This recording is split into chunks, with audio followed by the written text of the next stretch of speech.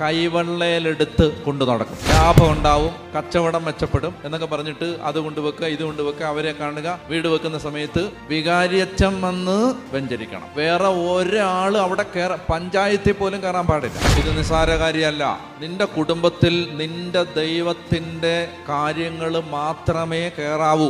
അതായത് ഒരു അന്ധവിശ്വാസവും ദൈവമക്കൾ പ്രോത്സാഹിപ്പിക്കരുത്. ദേവാലയവും പരിസരങ്ങളും വിശുദ്ധമായി കാത്തു സൂക്ഷിക്കണം. അതായത് ദേവാലയത്തിൽ ബഹുമാനമില്ലാതെ പെരുമാറരുത്. ദേവാലയത്തിൽ വഴക്കും പ്രശ്നം ഉണ്ടാക്കാൻ പോകരുത്. വളരെ മോശപ്പെട്ട പ്രവണത സഭയിലാകമാനം രൂപപ്പെട്ടു വരുന്നുണ്ട്. ദേവാലയത്തിന് ബലിപീഠത്തെ പോലും മലിനമാക്കുന്ന വിധത്തിൽ പ്രവണതകൾ ദേശത്ത് വ്യാപിക്കുന്നുണ്ട്. ഇതെല്ലാം അന്തിക്രിസ്തുവിന്റെ വ്യാപനമാണ്. അതുകൊണ്ട് ദൈവമക്കൾ മനസ്സിലാക്കിയിരിക്കണം, ഒരു അണുവിട ഇതിനകത്ത് വ്യതിചലിക്കരുത്.